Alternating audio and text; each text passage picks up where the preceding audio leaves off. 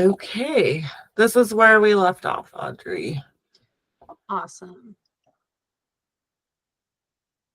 So there are 4 key conflict resolutions, right? So we can really quickly relieve stress.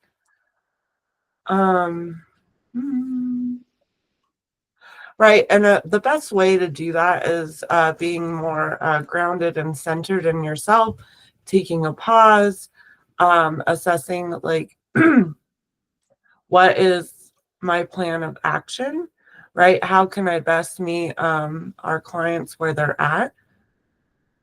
And right, and we can do that by using our 5 senses, right? So really taking a deep breath, centering ourselves, what is going on around me and my environment, what is going on within myself. And that can help us, right, respond in a reasonable and rational way versus maybe our impulsive emotional responses. So, and then that is a perfect segue into managing your emotions, right? So if we're aware what's going on within ourselves, then we can best show up for our client, like of how we're going to present ourselves. Again, don't get in that power differential, like, because we have a power differential with our clients, right? But really meeting them where they're at and using the communication skills that we reviewed earlier to find a solution, right? So a mutual solution. A lot of feedback that I give is like, what can we do, right? How can I help you? Is there anything that you need right now? Maybe they're not sleeping very well, right? And case management can link them to psych, right? And they can, because if a human being isn't getting quality sleep, right, how on earth are they going to be able to put their best foot forward? Yep, and improve our nonverbal communication skills. Also, right, in IOP yesterday, we had an individual that gave a lot of knowledge on how our forehead communicates, how much in our forehead, right, is nonverbal communication. And I never really realize how important the forehead is. And if someone's wearing like a ball cap or a beanie that covers that, right, that actually it's actually a separation, right?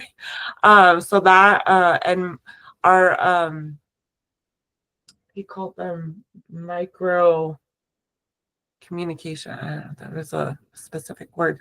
So nonverbal communication, our posture, gestures, also like our eyebrows, our brow, tone of our voice.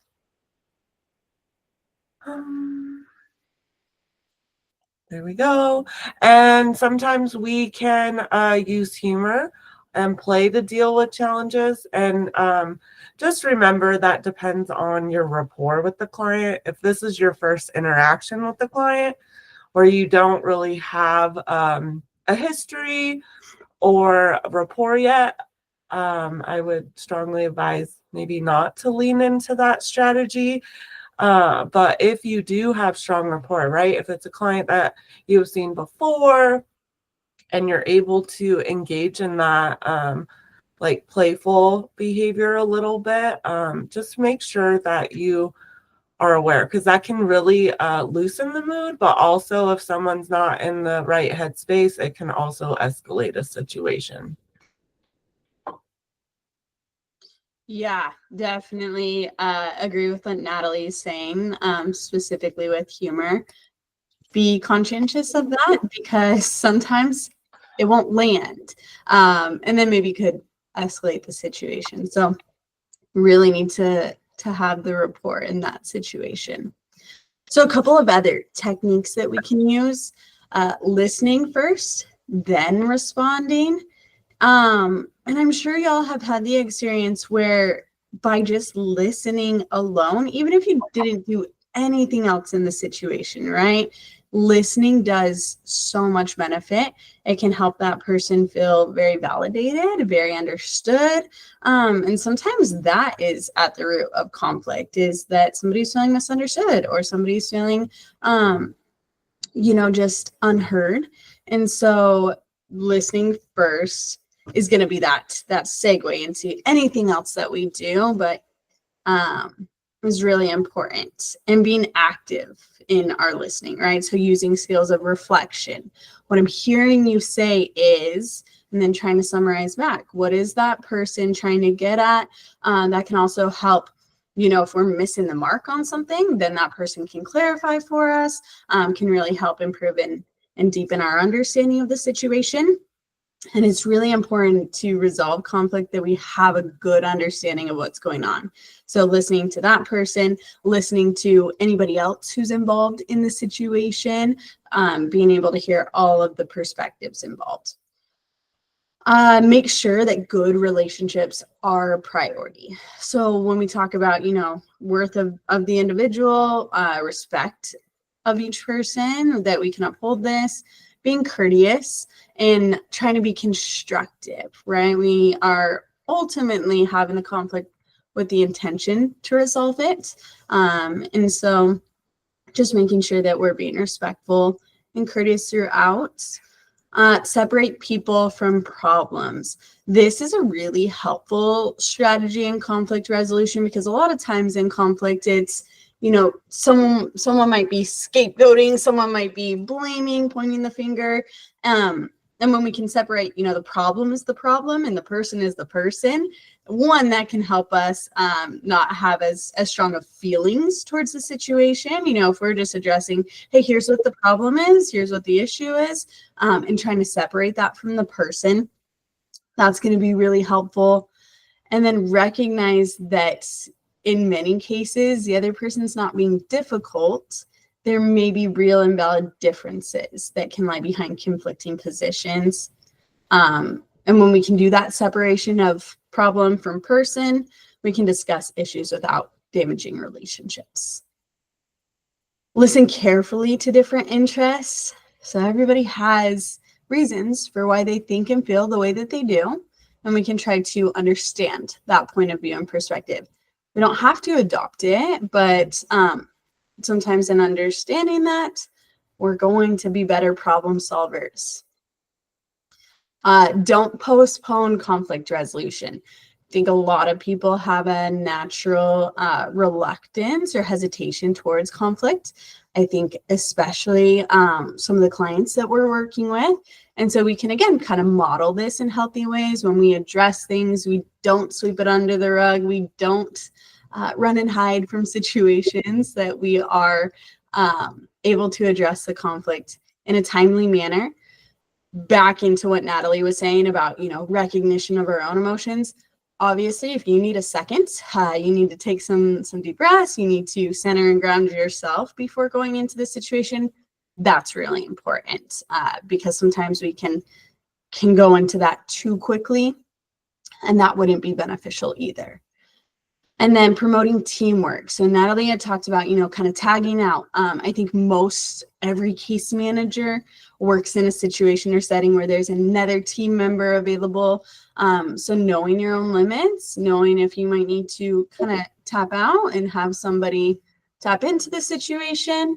And that can be really effective in conflict resolution as well, so that somebody doesn't kind of burn out, and then the situation isn't being resolved. It's being escalated. All right, so there are benefits from conflict resolution. As Audrey was talking about, finding that understanding, right? We don't necessarily have to agree with our own personal values and beliefs, but really putting those off to the side, right? And meeting them where they're at. And Tanasha gave a very beautiful example yesterday of how she was able to do that, and how, doing the work that we do, right? Being able to put ourselves aside and meet a client where they're at, right? That is best practice. And it does help, right? If we're going through the process and meeting the client where they're at, right? It will give us insight and awareness of where they're at and what we can do to help monitor and link goals in their care plan, right? So when we're doing our progress notes, that we are documenting what we're doing. So everything that we're doing, right, there's that golden thread that we really want to keep. Because if we ever get lost on what we're doing with a client when there's conflict, go back to the care plan. What are the goals and the objectives, right? What is, what have I already identified with the client, what their goals are, right? And so that can help, right? When there are a lot of emotions, like, oh my gosh, what is my role? What is my purpose? What, what am I supposed to be doing with this individual? Can also help team members showing mutual respect, right? We're not talking down to the client, but we're talking with the client.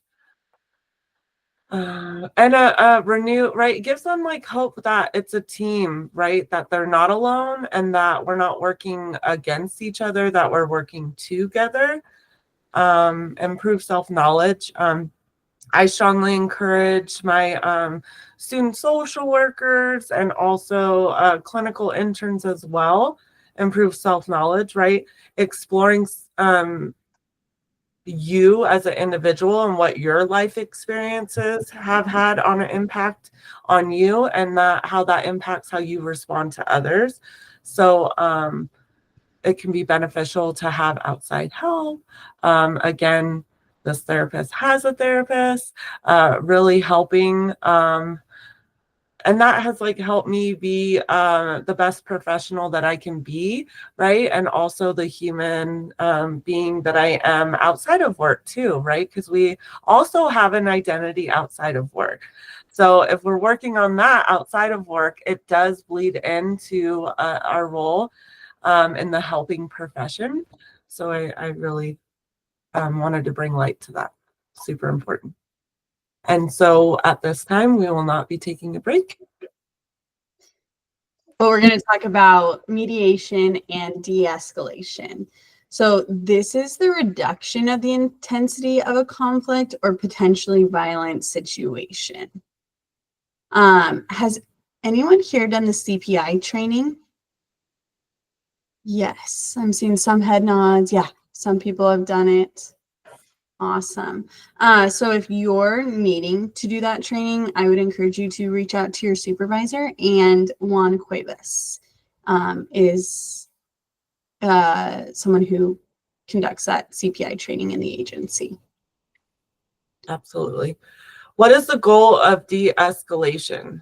Well, the goal is to diffuse the crises before, right, we reach the point of physical aggression and or violence. And that could be against themselves and or others.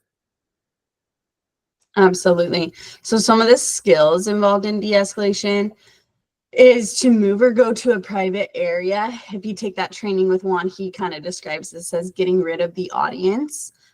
In housing especially, right? There's a lot going on. There's a lot of people in common areas, right? So depending on where this situation is happening, and to the best of your abilities, removing that audience. So go to a private area, be empathetic and non-judgmental, right? So trying to, again, kind of meet that person where they're at, trying to have compassion and positive regard for that person. Respecting personal space. So one of the best things that you can do for de-escalation is give space, and not not come into somebody's personal space, because that can feel really threatening, especially if that person is already in some high intensity emotions, right? Like anger or anxiety. Really important to keep some space. You might even be able to ask that person, do you want to sit down? Do you want to Do you need some water? Need some water. Yeah. And if that person is telling us, I need to go for a walk. I just need to get out of this situation, right? Like we can support that for them. Okay, yeah, go take a walk. And then come back and we can talk about this a little bit more, right? A lot of times these things don't have to be solved immediately, right? In that situation. Timely, yes, but if somebody is telling you what they might need for themselves in that situation, we can do our best to support that. Keeping our tone and body language neutral, right? So not posturing, not raising our volume or our voice, really trying to be neutral. Avoiding exaggeration, right? So really sticking to the facts. I think this is really a mistake in trying to de-escalate.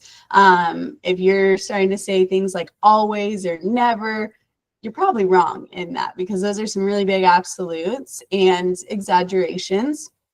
So really trying to stay to the facts of the situation, focus on the thoughts behind the feelings. So we can figure this out by asking questions or sometimes allowing that silence to be there until somebody's ready to talk. Sometimes that is a person's own process of figuring out what's going on for them, what the problem even is, how they're feeling, what they're thinking.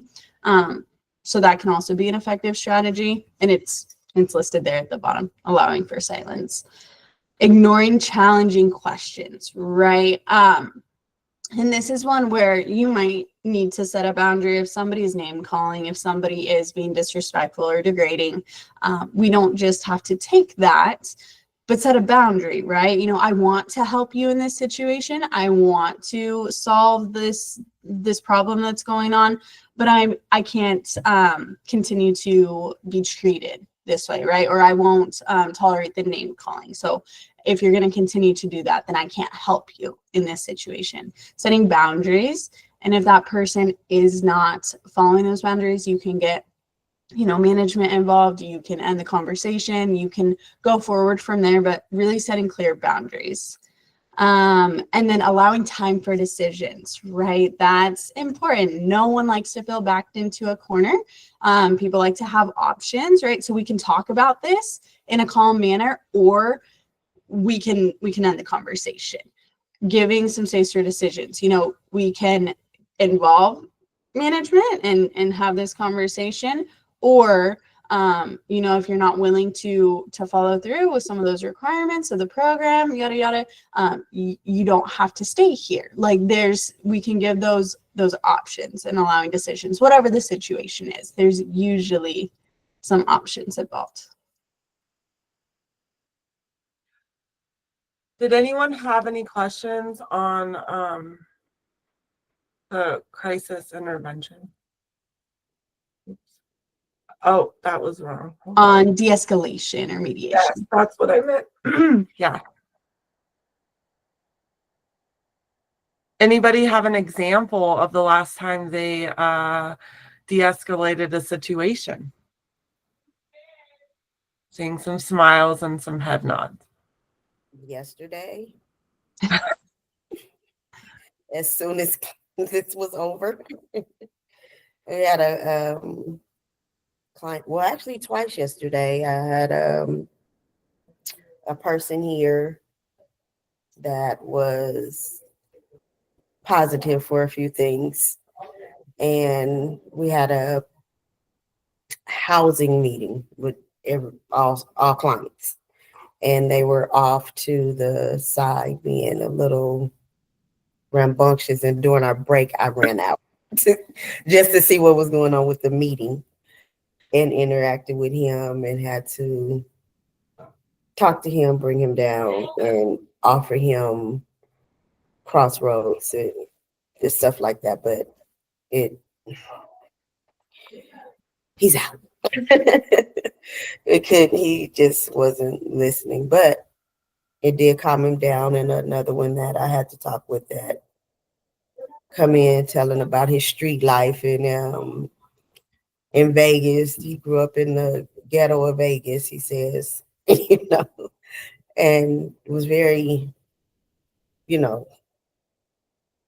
trying to be intimidating, I should say. But we brought that down to know that I'm not intimidated, and we just calm down and talk in a toned way with one another. You don't have to be aggressive and anything like that. So it's been a few, and at the clinic quite a few times, but too many to count. Yeah. So yeah, that's where I learned my CPI at the Boulder Clinic and dealing with some clients on the psych side or in the lobby. Yeah. Calming them down and just talking to them in a tone where if you bring your tone down, they'll bring their tone down most of the time. Mm-hmm. Kind of mirror it, right? Like role modeling what we're hoping for, the outcome. Understanding their situation and let them know, well, let's figure something out. Let's figure this out. What's the problem? What can I help you with? That type of thing. Thank you. Anybody else?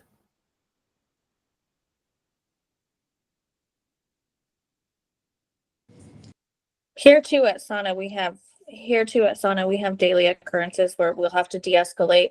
We have a few residents that are highly schizophrenic, so they hear voices, and so we have to remind them not to listen. And I bring her usually into my office, so she's not in the front lobby just yelling about, well, either she wants money or case manager didn't show up on time, or so there's a lot of little things that set her off, but she ends up like calming down and then smiling and leaving. And just got to give us patience. She's only one person, she can't be here right now.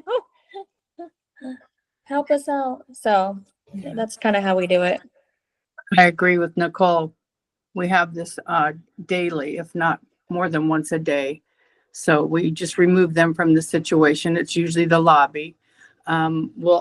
I will personally bring them in the office, and we'll sit down, we'll talk real low, and we'll ask them, what kind of music do you want to hear? So I'll play one of their songs, and then we'll just all calm down, and then we'll talk about it. And it's usually something very big in their mind, but very small for us to help them just de-escalate, like you're saying, just calm down.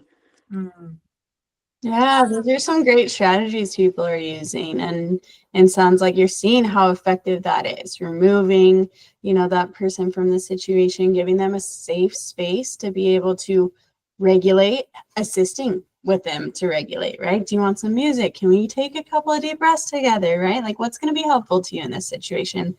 And then we can talk about it. I think that's an awesome thing that people are highlighting.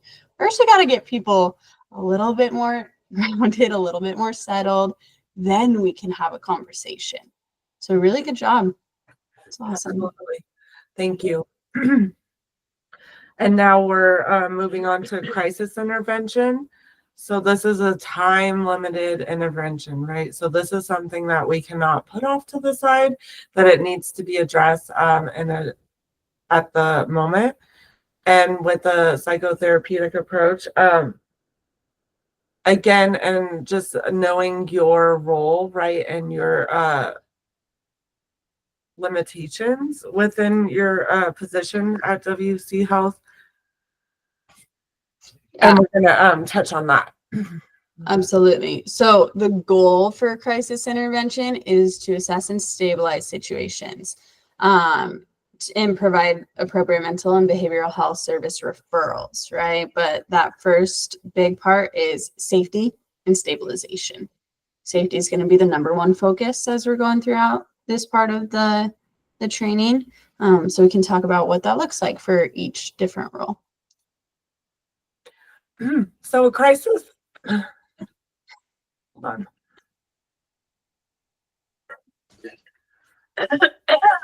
Excuse me. It's been a long week. Okay. Crisis can be defined as one's perception or experiencing an event or situation as an intolerable difficulty that exceeds the person's current resources and coping mechanisms, right? So something may occur in a client's life that for us may be like very manageable, but to them, right, they at that current time are not able to show up for the situation and be able to take a step back and find possible solutions. So for them, right, they're in a crisis and they don't know what to do.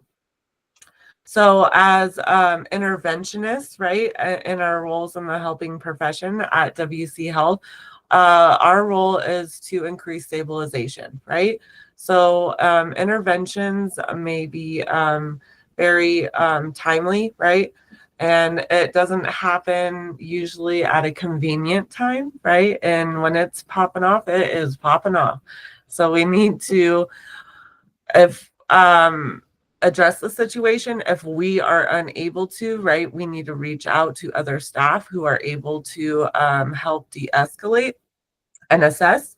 And trauma can arise instantaneously. Crisis counselor. So we need to keep in mind that crises are temporary, right? And this could happen where no longer than a month, right? I've had individuals where our homeless population here in Reno, I don't know, that an individual had lost a member of their street family to an incident with a train, right? And it didn't happen that particular day, but they were still enduring the outcome of that situation. And so for them, they were in a crisis, even though it didn't necessarily happen that day or in that hour, but for them, they were still experiencing crisis from that event. Yeah, and I think what's really important when we talk about crises to have an understanding of and trauma to have an understanding of is that two people could go through the exact same situation, right? So Natalie and I could both, lose our jobs. Just as a, for instance, for a lot of people, that's a that's a particular crisis that is going to have an impact, and for a lot of people could be really detrimental. But we could have two very different perspectives on it, and so just as a situation, we want to be mindful of that we don't need to validate another person's, or we don't have to have the same understanding of another person's crises for that still to be a crisis situation for them. And the same with trauma, that trauma is very unique and specified to each individual. And so as the helping professional in that, if it's valid and real for that person, it's valid and real. And so crises is defined personally, and we can be there as a support to that. But two people could go through the exact same situation, and one person could be totally fine while the other person, like, they can't cope the same way. They can't tolerate life the same way that they had before that situation happened.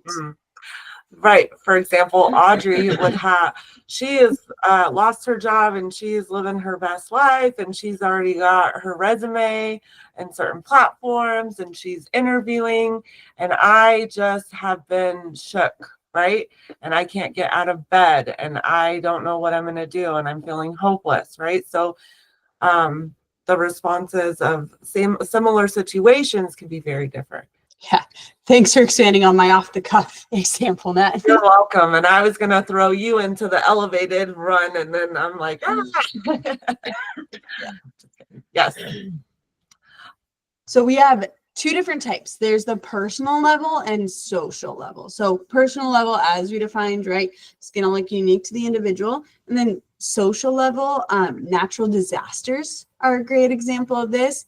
And we'll get some definitions here, but I think, when you're thinking social, pandemics, epidemics, when we talk about like on social levels of, I think it can look a lot of different ways, but I think as well, like political, I think that's a big one. Natural disasters, the fires in California that we experience. A lot of our people we know, I'm sure. I think we knew at least one person who knew someone who was personally affected or knew someone who was affected by the California fires. And near. Absolutely. So for personal crisis, right? Personal trauma is defined as an individual's experience of a situation or event in which she perceives to have exhausted, right, their coping skills. They're not having too much self-confidence that they can handle the situation. They lack social support. Either they have isolated themselves from their social supports and family support, or maybe they have been exiled, right, due to personal choices or family situations, and they feel like, and lack of power, right? They really feel powerless in the situation and that there's nothing that they can do, and they're feeling hopeless. So these situations can be where a person is making suicidal threats, right? Experiencing the threat, witnessing homicide or suicide, or experiencing personal loss.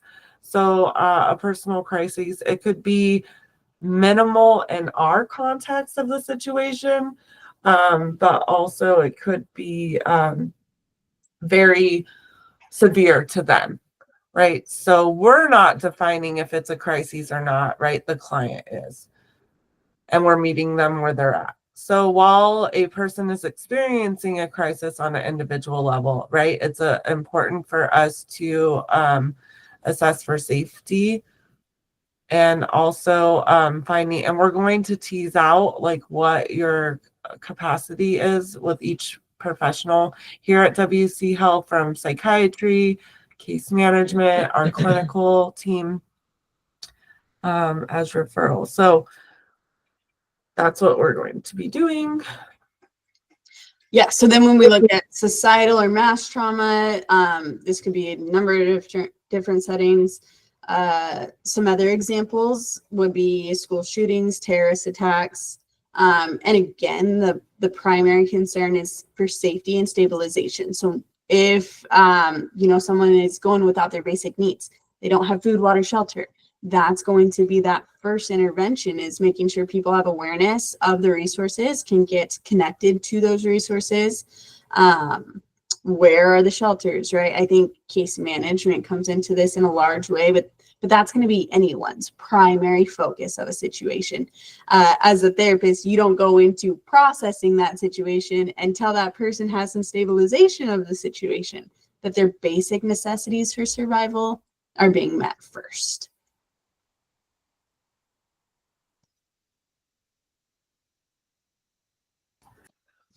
All right, types of responses.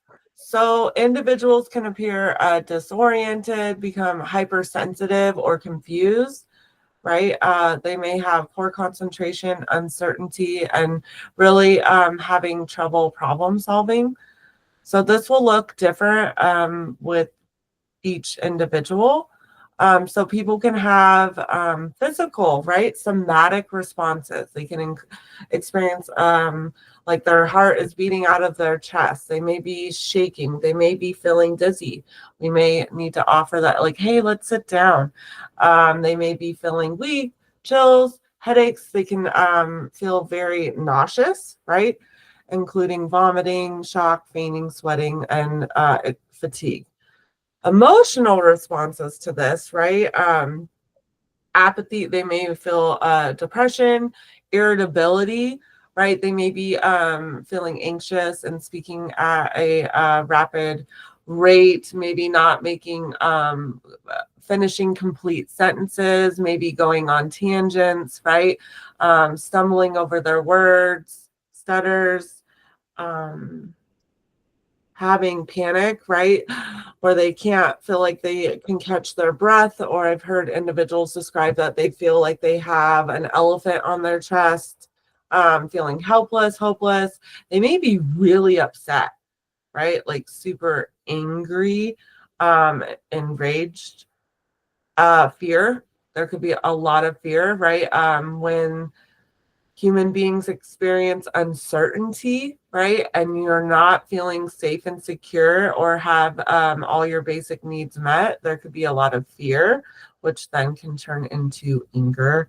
Also guilt, right? A lot of like personalization, if only, right? I should have, that sort of thing, and denial, right? Where individual at that time has not been able to even accept that an event has happened, right? They just can't at that time tolerate to acknowledge that a situation has occurred. So when assessing behavior, some typical responses to crises, right?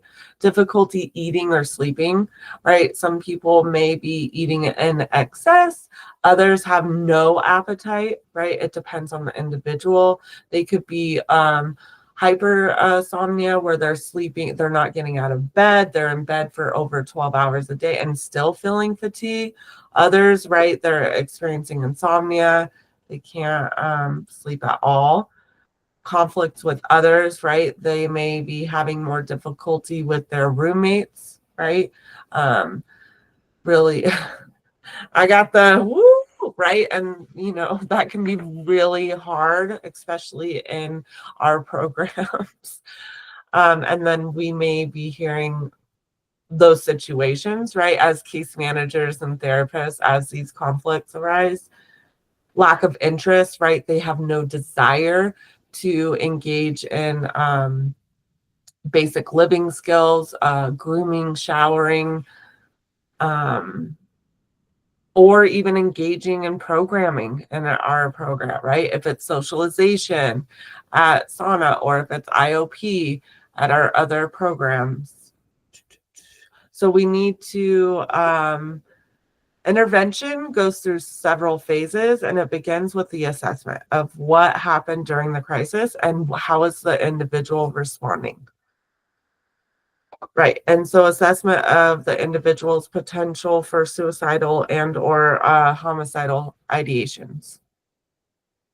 Right. So when we're looking at intervention, time is really of the essence. You want to intervene as quickly as possible. Resource mobilization, right? So making sure that this person has some capacity to have normalcy. So making sure that they are able to know what the resources are, where they are, making sure that they are able to engage those resources. Somebody who's not able to do that is at a big safety risk, right? So everything Natalie just talked about, that's somebody who has a diminished capacity to be able to care for themselves, and can be where safety planning might be needed, needs for higher levels of care, maybe hospitalization is needed in those situations that we can talk about a little bit more. But being able to really know what the resources are and whether or not they can actually access that and use those resources. Next, after there's some of that stabilization taking place, is to facilitate an understanding of the event by processing the situation or trauma. So this would be done with the client and a licensed mental health professional. That's going to be the scope for this, is to have a processing and exploration of this situation or trauma to help that person better understand what happened, and be able to use, maybe previous existing coping skills could be helpful in future situations. And so helping that person to, kind of problem solve within that situation, and is really important so that they can feel more empowered, feel more self-reliance, and more self-efficacy. Next, the counselor therapist should help the person get back to being able to function independently, being able to utilize different strategies for addressing the concerns that they might be having, actually implementing those strategies, and again, done in the hopes of increasing, their self-reliance, their ability to manage their daily life. And then in the last phase of crisis intervention, the professional will review the changes the individual made in order to point out that it's possible to cope with different life events, right? So kind of coming full circle to this was a situation that had happened. This is how you were able to get through it. These are some of the strengths that you have, helping that person identify their own strengths, their own resources that they utilized, and how they were able to support themselves through that situation, with the intention that if that situation or a similar one were to arise, they would have a good idea of how to navigate through that. And then also assistance will be provided in making realistic plans for the future, particularly in terms of dealing with potential future crisis. So signs or red flags, if you will, that an individual's condition is getting worse, are really important to be aware of. That could be, you know, somebody is seeming to do pretty well in treatment and then has a complete kind of regression of progress, is kind of back to that inability to cope and to deal. Any of the things that Natalie had mentioned in the previous slide, right? They are not taking care of basic needs. They might be experiencing depression. If they're having thoughts of suicide or homicide, that's when, again, this person should be engaged and continue to receive services. And they may be a higher level of care than what we can provide. And also with PUF and like our admission system, right? Like really ruling out if people are appropriate for our level of care before they come in, right? We're really honing in on that, which can alleviate anything in the future, right? We can be proactive instead of reactive, but then again, crisis can occur, right? And then symptoms can become acute. Mm-hmm. Right. So kind of like when Natalie was sharing, you know, an aftercare plan with a client, that's a really good modality to use so that that person has an understanding. Okay, if I start to see these things for myself, right, I can be self-aware. If I'm starting to notice I'm having more anxiety, or, you know, I am withdrawing, I'm isolating, right? Those can be some of the signs that, oh, well, if this happens, then these are the resources that I have available. This would be my plan of action. So kind of exactly that at the time of discharge is really important so that people can continue to navigate through and help support themselves in difficult situations. Yes. So suicidality, who here,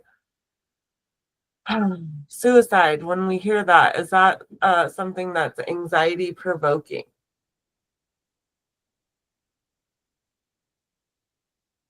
No?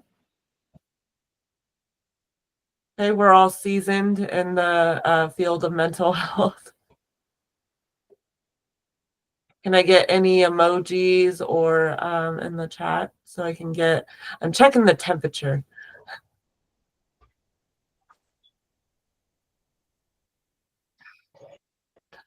Yeah. Okay. What about Miss Angela?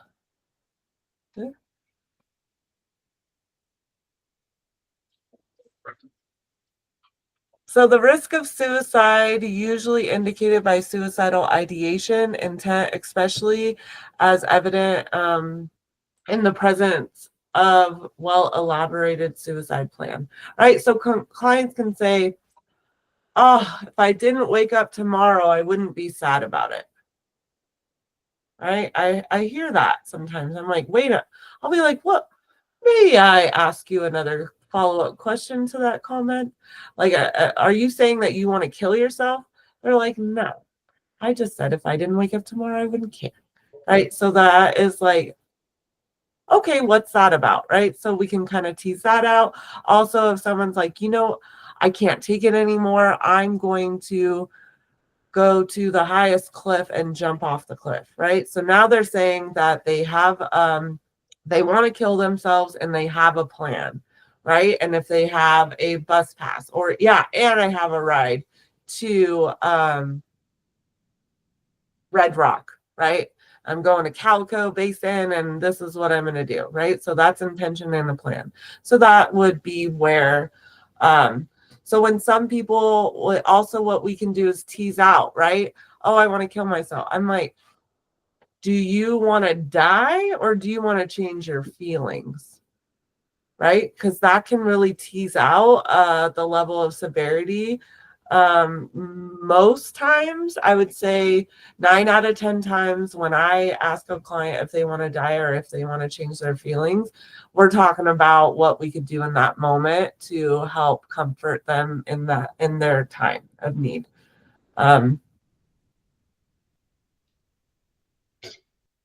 Yeah. So when we go into this, I in the past trainings have liked to ask the case managers a question.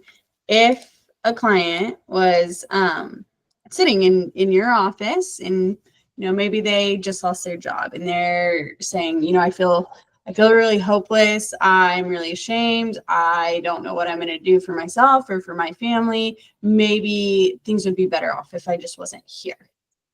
What would you do in that situation as a case manager?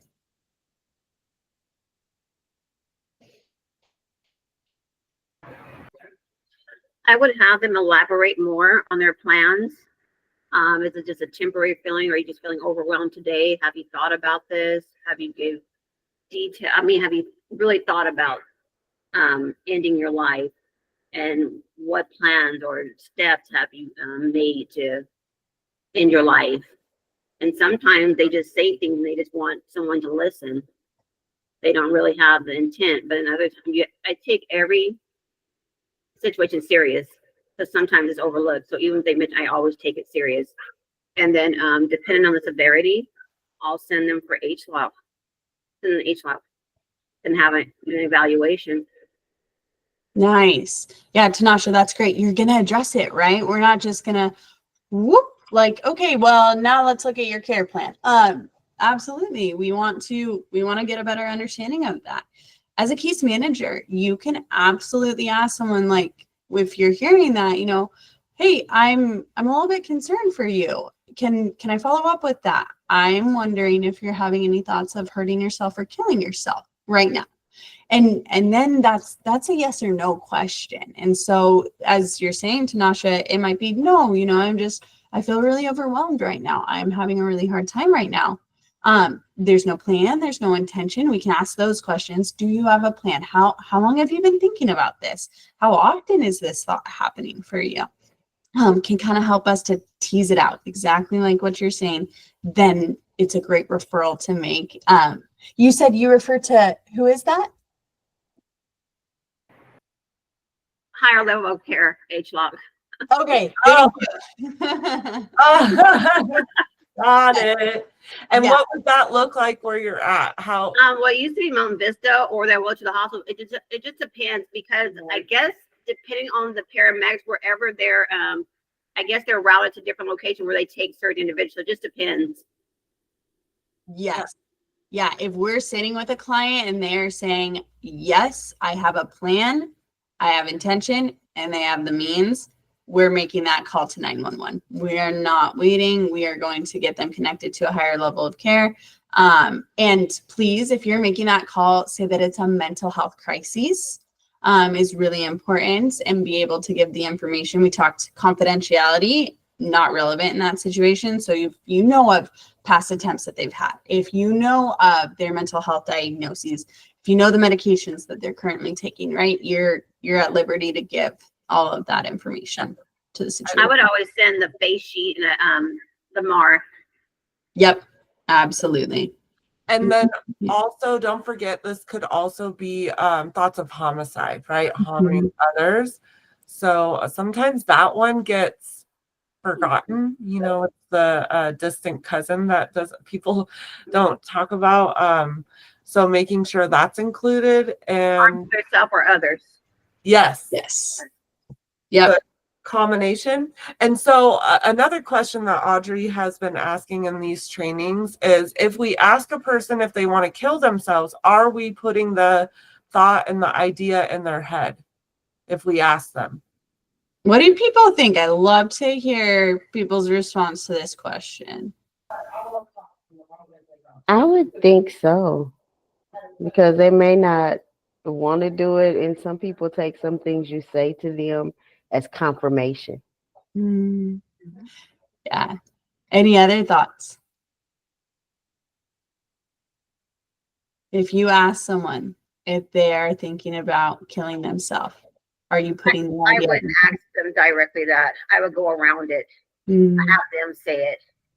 Because I've had even clients that were just attention seeking. So they would say they want to kill themselves just for attention. And then once we call the paramedic, oh, I was just playing, I was just joking. No, you made the statement, so we have to send you. We take everything serious. So I've seen a lot of that with MCAT, with mobile crisis team. We get a lot of that, what we call like malingers, like Tanisha was saying. They're just attention seeking or looking for a bed to lay in, and they'll say it, or you ask them, which I agree with her, you shouldn't directly ask them. But yeah, we saw a lot of that in MCAT. so, or you So have some that just want to get off the streets as well. yeah, So they'll say suicidal or just want to go to the hospital. yeah, I love that this comes up every time. So what the both of you are talking about are myths of suicide. You are not putting an idea into somebody's head if you directly ask them if they are having thoughts about killing themselves. What you could be doing is actually saving a life in that, because so many people want to go around it. It's uncomfortable for a lot of people. And so it's, oh, well, you're not really going to hurt yourself, are you? Like, you're not really having those thoughts, are you? That's a leading question. And so when we ask it that way, we are increasing shame and stigma. There's a lot of stigma around suicide. There's a lot of shame around suicide. When you can ask someone that question that directly, using that exact language, you are breaking that wide open. You're kind of pulling the dam out of the water, and it's open. It's a dialogue, it's a conversation. You cannot put that idea into somebody's head. Mhm. That's a complete myth. That can't happen. It doesn't happen. If somebody's having thoughts of suicide, they're having thoughts of suicide. It wasn't put there by anybody else. There are a lot of risk factors of suicide and someone's likelihood of completion of suicide. And we can talk about and we'll talk about some of those risks in this training, but you can't put that idea into someone's head. And I can't encourage enough, if you haven't done a suicide training as a case manager, if you have not done just some of the personal training of that, we can't encourage that enough, because that's one of the most common myths. Misconceptions, yes. Yeah, misconceptions is that you put it into somebody's head by asking them about it. And the most direct, right? I remember in graduate school where we were role playing on asking, and they wanted us to be as direct as possible. Do you want to kill yourself? That we're not beating around the bush. We're not using other phrases, that we're being direct, and that we cannot put the idea in someone's head. I was like, oh, it's So either there or not. so there's a difference in, like I said before, how I tell my kids, it's not what you say, but how you say it. So saying, do you want to versus are you going to is The are you going to would be after the do you want to. So I if would it's say. yeah, so kind of in assessing, it's, are you having any thoughts of hurting yourself or killing yourself, or are you having any thoughts of hurting anyone else or killing anyone else? If that is a no, then that's a no. If that is a yes, then you would continue to ask, do you have a plan? Instead of, well, are you going to do it? Do you have a plan? Again, that's a yes or a no in that. If they have a plan, okay, can you tell me what your plan is? Right? What is that plan? And then they might say, well, if I had access to XYZ, then I would be able to do this. Okay. So maybe you have a plan, but you don't have any means to that plan. They don't have whatever it is that they're describing. But if they had it, then they would be doing it. That's a great time to refer to a mental health therapist, get them into therapy. They're not at an imminent risk. There's no plan, or there's no means to be able to carry out a plan. Yeah. So for that 911 call to be made, they have to have plan, they have to have intention, and they have to have a means to be able to do that.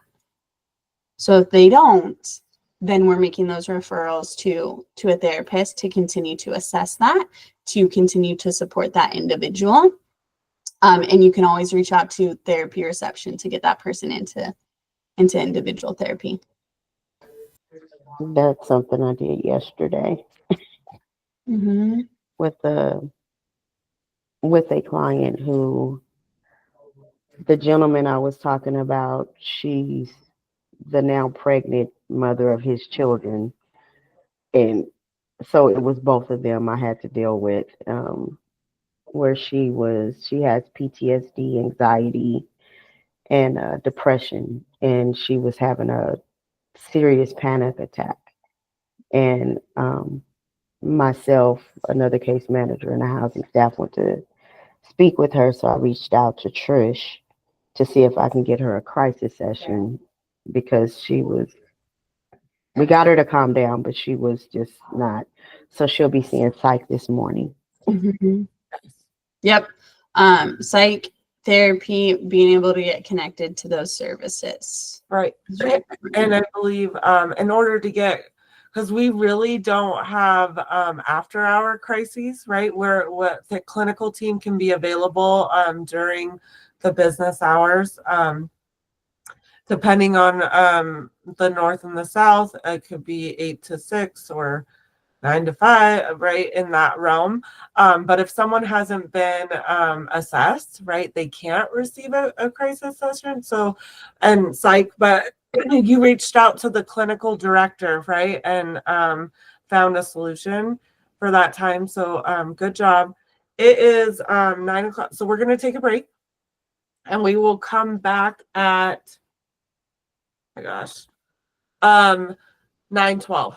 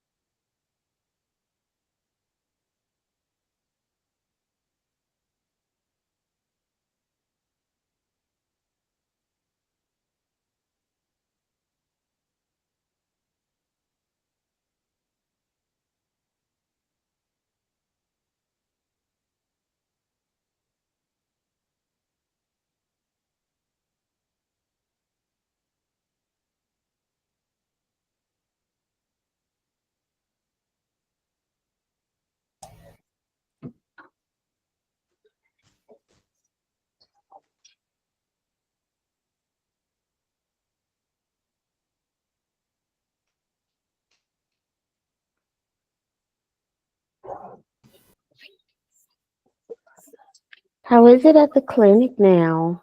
It's a little bit quiet this morning. I miss being there. Yeah. This is one of the situations like with Natalie was saying, like there's no after hour crisis or anything. That's where MCAT I came into know play. it. I know it. We will talk about a couple of resources that are 24-hour, crisis lines and Uh-huh. a mental health crisis line. And then Seven Hills also does come out for assessments as well. I don't Okay, that's cool. happen to Nicole or Janet. Did we lose them? Yeah. Lost them. I'm gonna send an email real fast.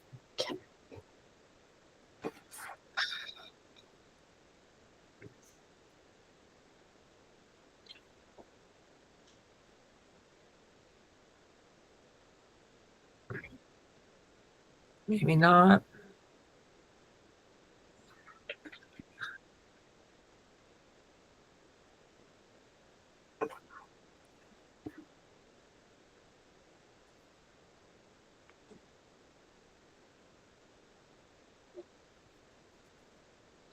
It's like Janet Soul.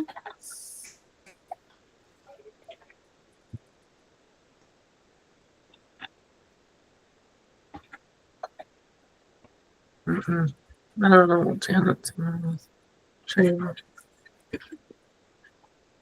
think hers was a Yahoo or a Gmail. Oh, yeah.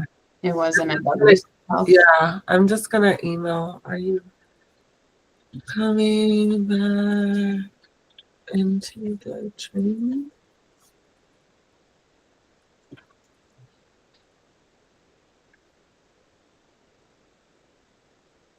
Okay, so here we are.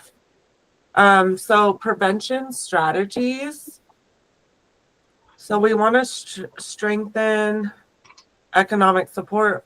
What WC Health does, right? We provide transitional housing, right? Also, and Sauna is a other facility. So we do provide resources to help people get,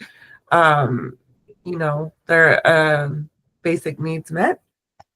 Create protective environments. So while our clients are here, we're working on them tapping into their resources or getting them connected back to their families, right? That sort of thing. Or building new supports. What resources are available? What other long-term programs are available for substance use and or connecting them to group homes, and that way they can get their basic needs met. We also want to improve access and delivery of suicide care. So again, we're going to go over some resources available, promote healthy connections.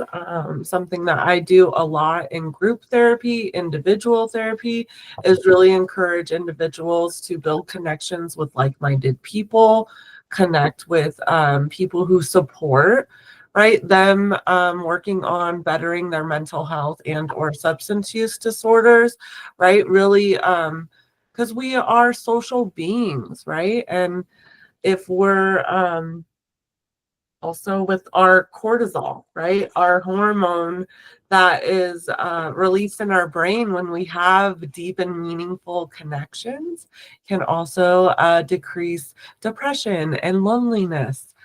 So overall, right, increasing someone's social collateral is super important. And while they do that, right, teaching them coping skills, problem solving skills within themselves to regulate their emotions, as well as to build a community of like-minded people. And that could be two people, right? It's not like this, it has to be this big social network, but right, if we're building our supportive system and we have two people that we trust and can call to, that could also be a sponsor in 12-step recovery or a a mentor, or in church, right? A chaplain or pastor, priest. So really tapping into resources of, things that they are open to. Identify supportive people at risk. And as Audrey was saying, so if someone's older, if they are a white male, if they have access to handguns, right? So there are things that those who have been diagnosed with depression have an increase. Individuals who experience addiction, right? If somebody has had a family member or someone really close to them die by suicide, they are at greater risk for suicide. Crisis, right? Some of those situations also are indicators for someone who might be more at risk. So those are important things to be aware of. Absolutely. And also lessen harm and prevent future risks. So by connecting them to psych and getting stabilized on medication, and, getting into more long-term safe and secure housing, right? We are doing our best to help prevent future risk. Yes. Yeah, absolutely. So just kind of recapping the conversation that we're having, when a client is in the midst of a suicidal crisis, intervention must first focus on immediate stabilization and safety of the clients. In cases of higher imminent risk, stabilization may take the form of inpatient hospitalization, right? So that's where we're talking about if they are saying yes to those questions that we're asking, need to be calling 911.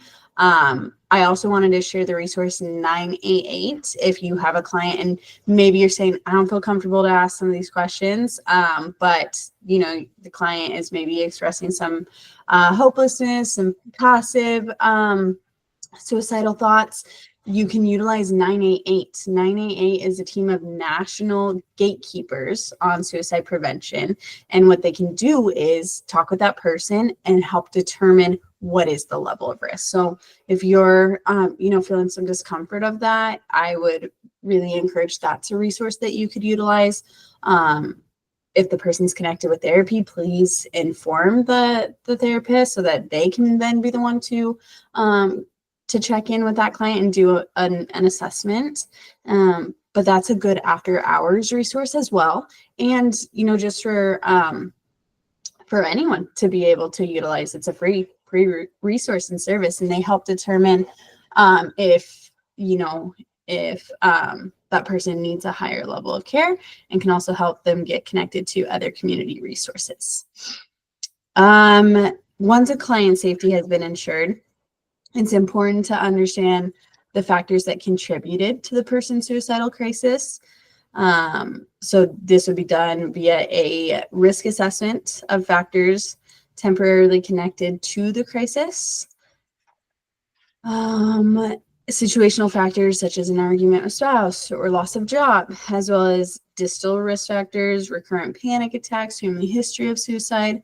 Appropriate risk management requires more than just addressing the acute crisis, but rather targeting underlying risk factors, which may elevate the risk of future crises. So if this situation is going on for someone, they're most likely a really good candidate for someone to be engaged in therapy and psychiatry services for that ongoing care. And then lastly, appropriate management of suicidality requires more than simple delineation of factors that contributed to the increased risk. It requires ongoing management and active problem solving of contributing factors, including treatment of any underlying mental illness, combination of I can never say that one either. Essentially medications, right? And counseling for treatment of medical illness. I can't say that word. And then also problem solving focused on increasing coping ability. Pharmacotherapy. I don't know. Yeah.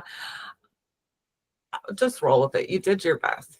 As Audrey mentioned before, recently, suicide prevention resources, right? So our clients can call or text 988. chat at the 988lifeline.org. So that is the yes. And then also, right, if a client is in imminent danger, right, we're calling 911. We're letting them know it's a mental health crisis. We're letting them know the location and having the face sheet and medication printed out to assist.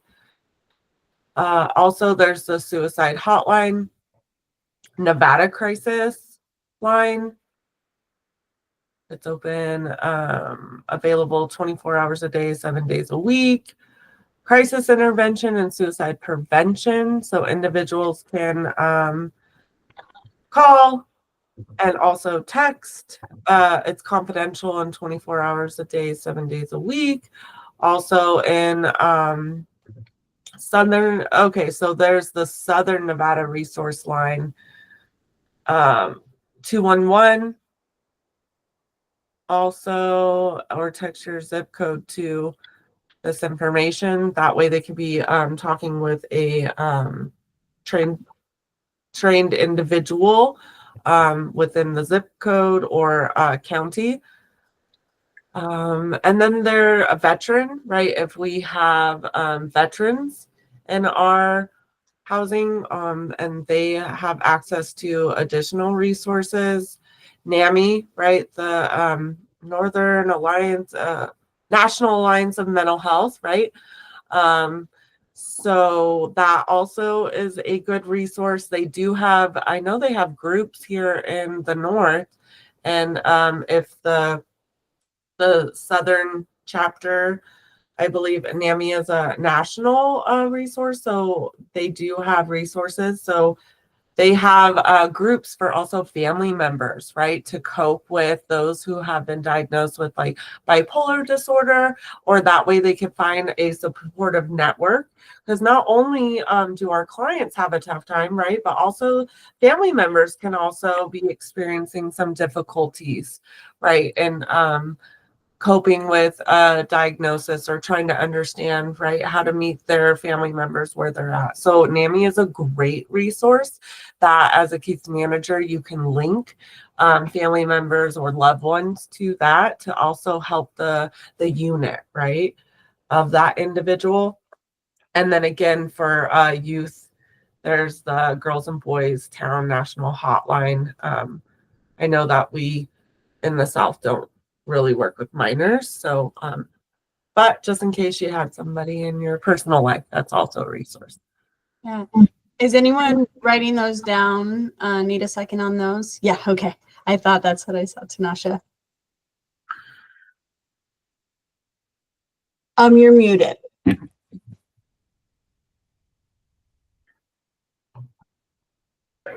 I'm finished. Thank you. Okay, awesome. Okay. Any questions?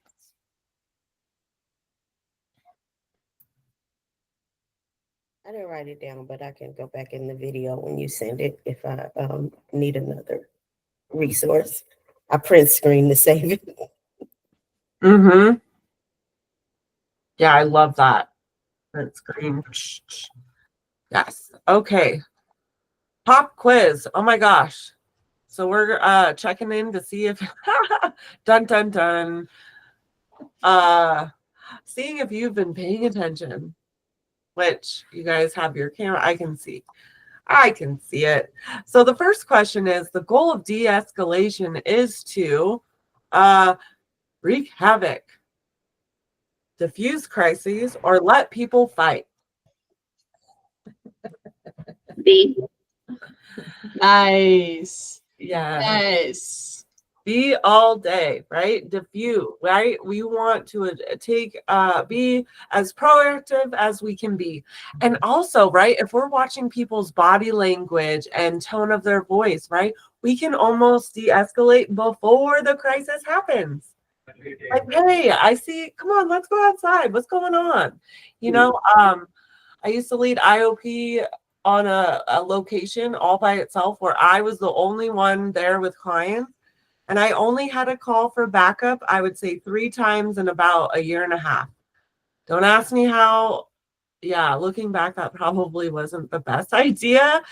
Safety is also important. So making sure that you have someone who's in the vicinity and We did have Mandel and transport, but my goodness, what the heck was I? But a lot of not that I am, but where I started as a therapist, it was a very heightened environment with acute clients. So my spidey senses were on point. I only had to ask for help 3 times because I diffused a lot of times. I'm like, oh, we're going on break. Boom, I'd call, I'd be like, hey, someone needs to go to psych. This is what's going on. But yeah, I wouldn't recommend that or do that to this day. So. B is the correct answer. Good job, everyone. Which is not one of the 4 key conflict resolution skills? D. Yeah, Of course, C. C. Run and hide. We don't want to do that. Because we don't know where they're going to come after us. This is not hide and seek. Yeah, exactly. Exactly. Right. Quickly relieve stress, right? See if we can meet their basic needs. Do they need a snack? A lot of times those snacks, I'm telling you, right? If we have access to snacks, water, do you need to use the restroom? Let's splash some cold water on our face. I'll even do it with them. One of my favorite skills is audible exhale. I don't know what it is, but there may be some resistance or hesitation in a sigh. I don't know, but huh? They did that yesterday with the client. The client I was telling you was in crisis. In through the mouth, out through the nose. In through the mouth, out through the nose. Beautiful. Did you do it with her? Or They looked at me because I was going. Oh no, in through the nose, out through the mouth. One of them. I yeah. probably would have passed out because I had it wrong. I think you're still breathing, Shanita. That's what matters. That's all that matters. Yeah. Answer is C, right? So we want to show up. Also, if we kind of dismiss a situation and then just clock out and our shift's done, what are we building up for the next round, right? Or the next day, right? So really being proactive in situations, because most likely it will increase, right? It'll escalate, and then we're now even in a bigger situation, right? So if we take action immediately, right, we can diffuse the situation before it becomes imminent. True or false? The following is a healthy response to conflict: becoming extremely angry and hurtful. Hurtful. False. Good job. Surprise, surprise. What are the 2 types of crisis most likely to occur?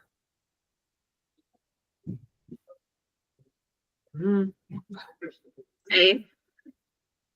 A. Yes, good job, everyone. I'm glad no one picked D. Oh, that was funny.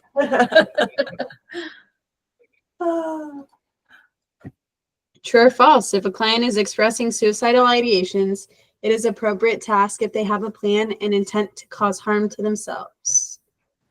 We just learned true. True. Yeah, absolutely. And the training that I would recommend, if anybody's interested in doing that further, not that you are required to, but it's called CAMS. CAMS has a really good training, CAMS. And that CAMS training is, I think, really, really awesome. And can be just, another tool to your tool belt. Also, when we talk about, mental health first aid is another good one, but just kind of really boosts your knowledge, the framework that you can be working within is a really, really awesome training to go through.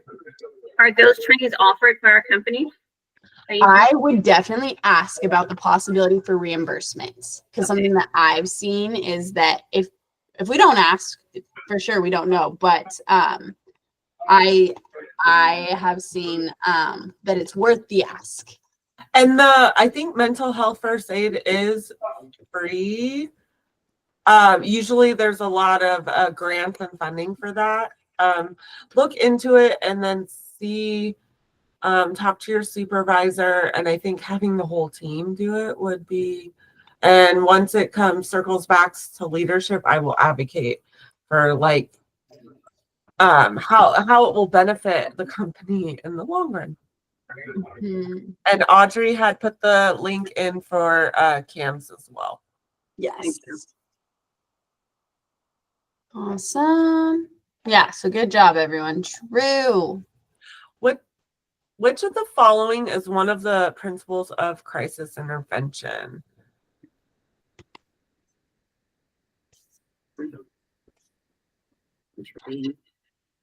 Let's say B. Which of the following is one of the principles? Stand and watch. No. Leave the situation. Be intervened. Intervene as quickly as possible. Yes. We don't know if we need to call 911. That's really jumping to some conclusions there, but we do need to get in there and figure out what the heck is going on. So B, good job. Woohoo. Nat, do we want to forego this one to get to the last part of the training? Yes. So here we are. We are done with this. Does anybody have any questions?